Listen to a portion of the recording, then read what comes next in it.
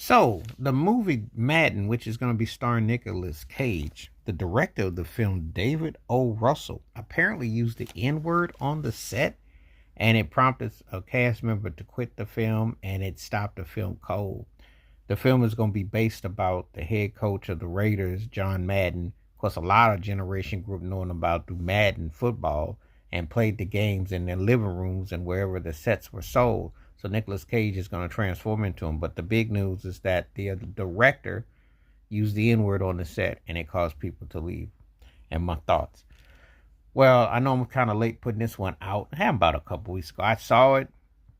I didn't really dig into it. But am I shocked or surprised? No. This is Hollywood we talking about. They're no different than the rest of America. You know, people got this pipe dream that somehow you go there and you see stars and people are not going to wear their bias and not say things. You be in for a rude awakening. Hollywood's always been racist, sexist, ageist, etc., etc. They've always had this thing that they think they're above to say whatever.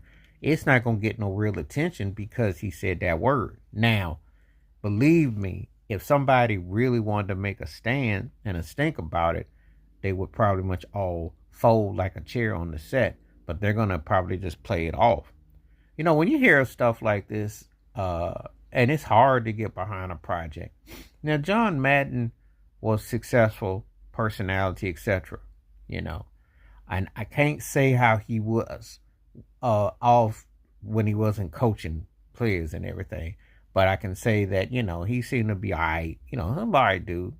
Um, he was more big of a personality than he was. Because the Raiders, for all that talent they had in the silver and black, they won one chip in the 70s. Pittsburgh dominated. So for all that hoopla, he was like a loudmouth who got over. And I know some Madden fans going to get upset and stuff, but he was bigger as a personality he was as a coach. He's kind of like the Dickie V of football coaches, if we're going to be honest. And we keep it a whole buck. We tell the truth. He sold his persona more than the actual game. You know, I'm not the only one to say something like that because I want to say Wilt Chamberlain, someone else said it too in a book that I read a long time ago. Because the Madden thing, I'm like, well, you won one less ring than Tom Flores. I didn't see people running around giving Tom Flores the keys to Oakland, LA, etc., like they did you. So, but the personality sold more. Just saying.